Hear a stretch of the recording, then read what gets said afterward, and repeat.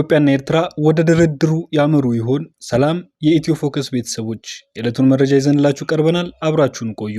የሰሜኑ ጦርነት በፕሪቶሪያ ድርድር መቋጫ ማግኘቱን ተከትሎ ዳግም የተቃቃሩት የኢትዮጵያና የኤርትራ መንግስታት በተለይ ኢትዮጵያ የባህር በር ይገባኛል ጥያቄ ካነሳችበት ጊዜ ጀምሮ የሁለቱ ሀገራት ባለስልጣናት የሚሰጧቸው መግለጫዎች፣ የሚያደርጓቸው ንግግሮች ወደ ጦርነት ሊያስገቧቸው በሚችሉ የቃላት ልውውጦች የታጀቡ ሆነው ቆይተዋል። ይህ ሳምንት እየወጡ ያሉ መረጃዎች እንደሚያመለክቱት ደግሞ ኤርትራና ኢትዮጵያ በመካከላቸው የተፈጠረውን አለመግባባት በድርድር እንዲፈቱ ለማድረግ የሚያስችል እንቅስቃሴ መጀመሩን የሚያሳይ ነው። በተለይ በኢትዮጵያ በኩል ለመነጋገር ምቹ ሁኔታ መኖሩ እየተገለጸ ይገኛል። ለጉዳዩ ቅርበት ካላቸው ምንጮች እንደሰማነው ከሆነ የኤርትራው ፕሬዝዳንት ኢሳያስ አፈወርቂም ከኢትዮጵያ መንግስት ጋር ለመወያየት ፍላጎት እንዳላቸውና ከዚያ በፊት ግን ለድርድር ቅድመ ሁኔታዎች ማስቀመጥ እንደሚፈልጉ ታውቋል። የባህር በር የሌላት ኢትዮጵያ የቀይ ባህር ወደብ የማግኘት ጥያቄ ማቅረቧን ተከትሎ ጦርነት በማንኛውም ጊዜ ሊቀሰቀስ ይችላል የሚለው ስጋት እየጨመረ መጥቷል። ጠቅላይ ሚኒስትር አብይ አህመድ ለመጀመሪያ ጊዜ በይፋ የባህር በር ጉዳይ የህልውና ጉዳይ ነው ያሉት ከ2 ዓመታት በፊት በ2016 ዓ.ም ነው። በቅርቡ ደግሞ የኢትዮጵያ መከላከያ ሰራዊት ጠቅላይ ኤታማዦር ሹም ፊልድ ማርሻል ብርሃኑ ጁላ የኢትዮጵያ በየትኛውም መልኩ የባህር በር ማግኘቷ እንደማይቀር ተናግረው ጦርነት ሊኖር እንደሚችል አመልክተዋል።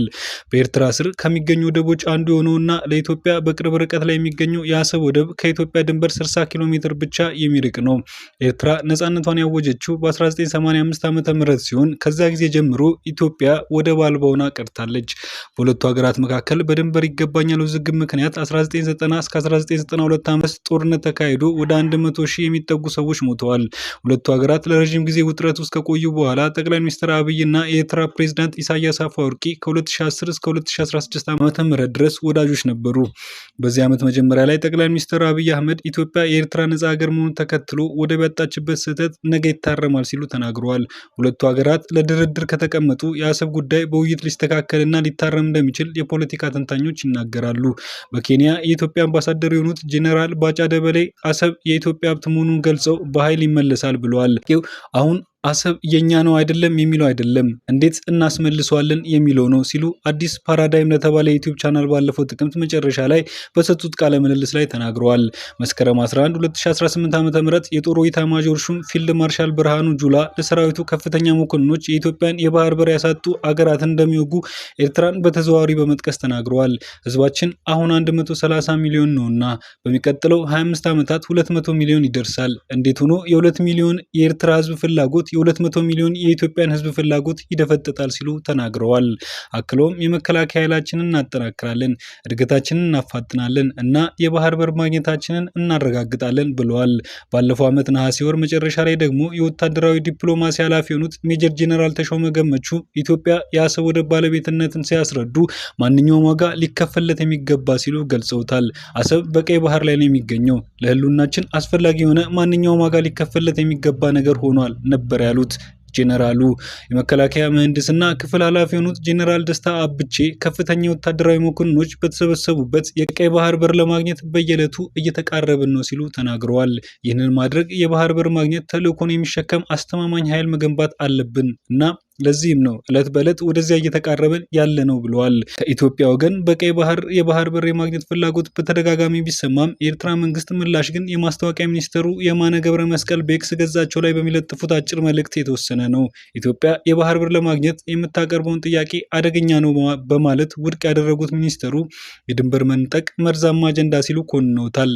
መስከረም 6 2018 ዓ.ም ሚኒስትሩ የኢትዮጵያን እርምጃ ግልጽ የሆነ ጥቃት በማለት ለኢትዮጵያና ለጎረቤቶቿ እንደሚኖረው አስጠንቅቀው ሊታለፍ የማይገባው ቀይ መስመር መሆኑን ገልጸዋል።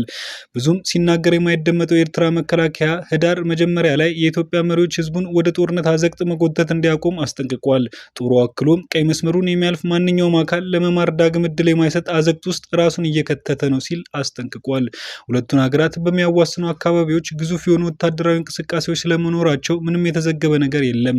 ይሁን እንጂ የኢትዮጵያ ብሔራዊ ቴሌቪዥን ጣቢያ ኢቲቪ በሺዎች የሚቆጠሩ አዲስ ምልምል ወታደሮች ሲመረቁ በተደጋጋሚ ያሳያል። በዚህ ዓመት መጀመሪያ ላይ ጠቅላይ ሚኒስትር አብይ አህመድ ያቀረቧቸው ከፍተኛ ወታደራዊ መኮንኖች በፕሬዝዳንት ታዬ አጽቀ ሥላሴ የተለያየ ከፍተኛ የማዕረግ እድገት ተሰጥቷቸዋል።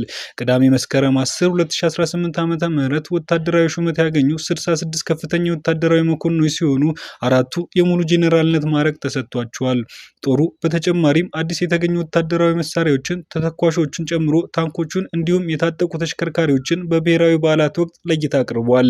እስካሁን ድረስ ምንም አይነት ወታደራዊ ትርኢት ወይንም ምላሽ ከኤርትራ ወገን አልተሰማም። ይሁን እንጂ በኤርትራ አሁንም በሺዎች የሚቆጠሩ ወጣት ወንዶችና ሴቶች የሚሰለጥኑበት የብሔራዊ አገልግሎት እንደቀጠለ ነው። ጥቅምት 5 2018 ዓ.ም የኤርትራ መንግስት ተቃዋሚ የሆነው አሰና ቲቪ የኤርትራ መንግስት በሰራዊቱ ላይ የእንቅስቃሴ ገደብ በመጣል ባሉበት ምድብ እንዲቆዩ መታዘዛቸውን ዘግቧል። የኤርትራ ምንጮች ለሀገሪቱ መከላከያ ኃይል አባላት በምድባቸው ውስጥ እንዲቆዩ ጥብቅ መመሪያ መተላለፉን ነግረውናል ብሏል። የኢትዮጵያ ብሔራዊ መገናኛ ብዙሃን የመንግስት ፕሮፓጋንዳ በማስተጋባት የኢትዮጵያ የባህር በር ያጣችው ፍትሐዊ ባልሆነ መንገድ መሆኑንና መመለሱ የጊዜ ጉዳይ መሆኑን እየዘገቡ ነው። የኢቲቪ የዜና ሽፋኖች ኢትዮጵያ የቀይ ባህርን ወደብ ፍትሐዊ ባልሆነ መንገድ ማጣቷን በሚገልጹና ዳግም መልሶ የማግኘት ጉዳይ ላይ በሚሰጡ አስተያየቶች የታጀበ ነው። ይህ ሁሉ የቃላት ሽኩቻ በሁለቱ ሀገራት መካከል ድርድር ሊካሄድ እንደሚችል ሀሳብ መንሸራሸር ሲጀምር የመቀዝቀዝ ሁኔታ እየታየበት ነው።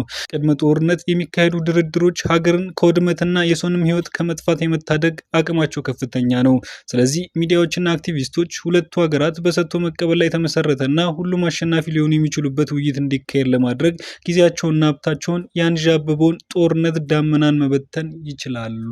ስለዚህ ሚዲያዎችና አክቲቪስቶች ሁለቱ ሀገራት በሰጥቶ መቀበል ላይ የተመሰረተና ሁሉም አሸናፊ ሊሆኑ የሚችሉበት ውይይት እንዲካሄድ በማድረግ ጊዜያቸውንና ሀብታቸውን ያንዣበበውን ጦርነት ዳመና መበተን ይችላሉ። የዕለቱ መረጃ ይህን ይመስል ነበር። ላይክ፣ ሼር፣ ሰብስክራይብ በማድረግ ቤተሰብ ይሁኑ።